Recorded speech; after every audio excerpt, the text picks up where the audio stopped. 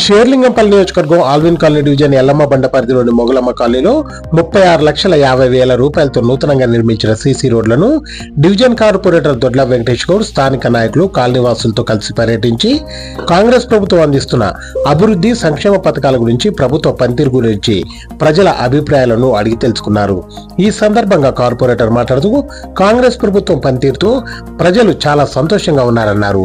మహిళలకు ఉచిత బస్సు, ఉచిత కరెంటు, గ్యాసు, సన్నబియ్యం వంటి మొదలగు పథకాలతో ప్రజలు ప్రభుత్వం పట్ల సానుకూలంగా ఉన్నట్లు ఆయన తెలియజేశారు.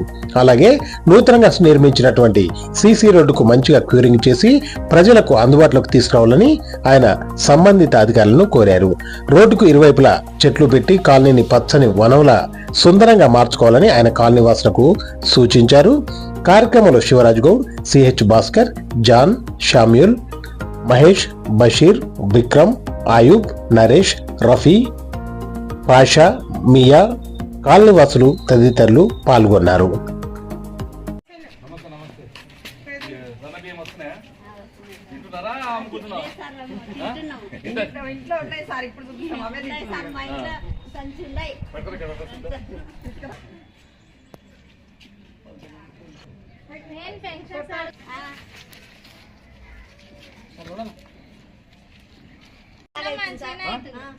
మరి కాంగ్రెస్ పార్టీ కోటేస్తావా లేకుంటే వేరే పార్టీ?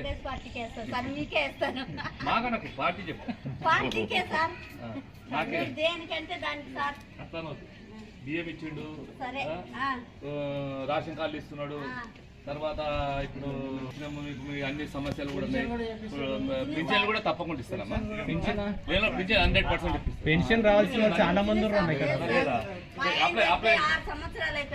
6 సంవత్సరాలు అప్పుడు ఇవ్వలేరు, ఇప్పుడు స్టార్ట్ అవుతా. అప్లై చేసినావా?